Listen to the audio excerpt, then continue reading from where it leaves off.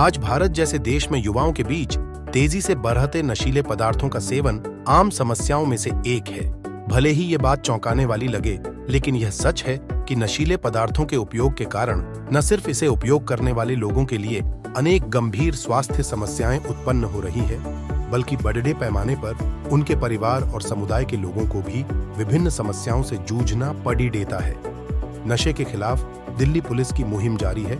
जिला बाहरी दिल्ली पुलिस ने 3 गांजा तस्करों को पकड़ने में सफलता हासिल की है। पुलिस ने बताया कि 3 गांजा तस्करों को दिल्ली के रनहोला इलाकों में तस्करी करते हुए पकड़ा गया है, जिसमें से 1 महिला और 2 पुरुष की पहचान बताई गई है। आरोपी लाल बाबू, सोनी, सुजीत अभी पुलिस की गिरफ्त में है।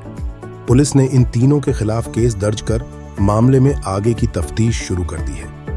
पुलिस ने कहा कि उस इलाके में हमें नशे की सप्लाई को लेकर स्टाफ को जानकारी मिली, जहां छापा मारकर मौके से उन्होंने 40 किलोग्राम गांजा बरामद किया है। पुलिस ने बताया कि जांच पड़ताल के दौरान महिला तस्कर सोनी ने बताया कि वह बिहार में भी पुलिस की गिरफ्त में आ चुकी थी और सुजीत बिहार में मर्डर केस की बेल पे चल रहा था। पूछताछ में पुलिस ने बताया कि मुख्य तस्कर अब भी फरार है। बकौल पुलिस अधिकारी पुलिस छानबीन कर रही है। अन्य आरोपी जल्द से जल्द पुलिस की गिरफ्त में होगा। इस मामले में 24 जून को हमारे स्पेशली स्टाफ को एक सीक्रेट इन्फॉर्मेशन मिलती है कि रनोला पीएस के एरिया में एक मेल एंड एक फीमेल गांजा बेच रहे हैं और उनके पोजीशन में एक ह्यूज अमाउंट ऑफ गांजा है।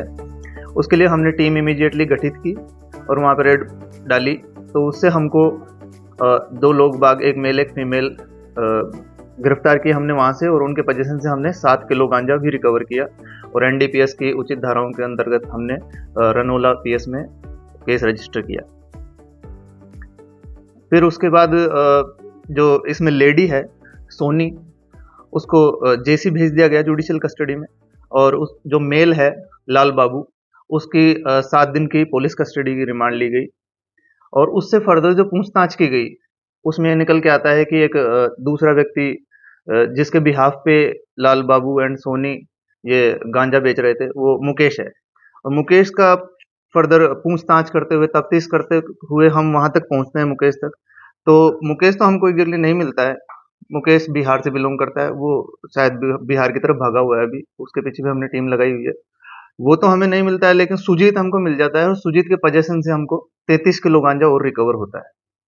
तो कुल मिलाकर हमारी जो रिकवरी है 40 केजी गांजा की है, और इसमें हमारे पास सोनी, लाल बाबू और सुजीत हमारे पास हमने अरेस्ट किए, जिनमें सोनी जुडिशियल कस्टडी में है, लाल बाबू और सुजीत हमारे पास पुलिस कस्टडी में है, इंट्रोगेशन चल रहा है और हमने टीम बनाई हुई है। फर्दर लिंक्स इसमें ओपन हो रहे हैं, जिसमें सुधीर और शिवालिक 2 लोग बाग और निकल के आ रहे हैं जो बिहार के हैं, जो इस चेन सप्लाई में मेन लोग बाग हैं, और एक जैसे मैंने पहले बताया मुकेश, वो भी बिहार के ही हैं। तो तीनों लोग बाग बिहार के हैं और उनके लिए हमने टीम बनाई हुई है, कोशिश कर रहे हैं कि उनको पकड़ा जाएगा। और प्रोफाइल क्या है सभी आरोपी जो पकड़े गए? सोनी और लाल बाबू अनपढ़ हैं और लेबर किस्म के लोग बाग हैं, और सुजीत जो है ये तीसरी पास है, 3rd क्लास तक पढ़ा हुआ है। और मुकेश, शिवालिक एंड सुधीर के बारे में अभी ज़्यादा इन्फॉर्मेशन हमारे पास नहीं है। हाँ, ये जरूर है कि सोनी जो थी ये गांजे की ही सप्लाई के केस में बिहार में एक बार पहले भी अरेस्ट हो चुकी है। और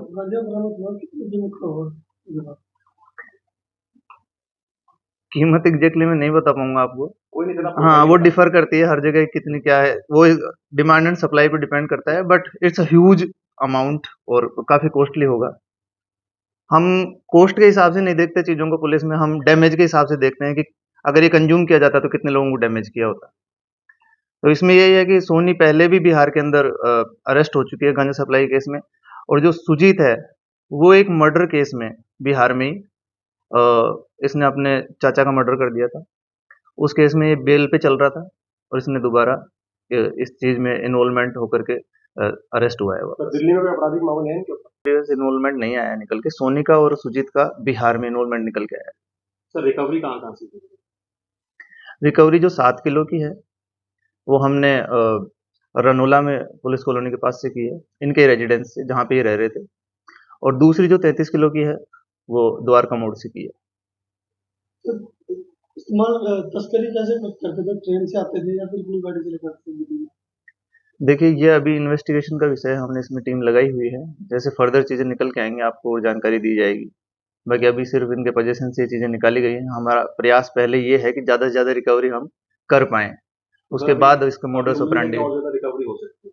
हाँ, बिल्कुल उम्मीद है इस बात की, क्योंकि हमने इनके जो फर्दर लिंक्स हैं, जैसे मैंने बताया कि सुधीर, शिवालिक, मुकेश जो कि अब्सकॉन्डिंग हैं, उनके पीछे हमने टीम लगाई हुई है, बिहार भी भेजी हुई है।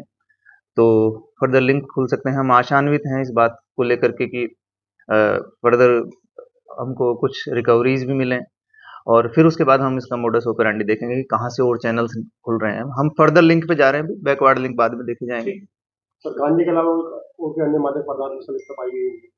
अभी तक जो तफ्तीश हुई है उससे सिर्फ गांजे पे ही इन लोगों का मेन फोकस रहा है और इनका इन्वॉल्वमेंट भी उसी के रिगार्डिंग रहा है। और इसके अलावा किसी मादक द्रव्य के व्यापार में इन लोगों का इन्वॉल्वमेंट अभी तक नहीं पता चला है और पता चलेगा तो वो तफ्तीश का विषय है। हमसे जुड़े रहने के लिए हमारे YouTube चैनल को सब्सक्राइब करें और नई वीडियो की नोटिफिकेशन के लिए बेल आइकॉन को दबाएं। अगर आप ये वीडियो Facebook पर देख रहे हैं तो लाइक जरूर करें और ज्यादा से ज्यादा शेयर करें। धन्यवाद।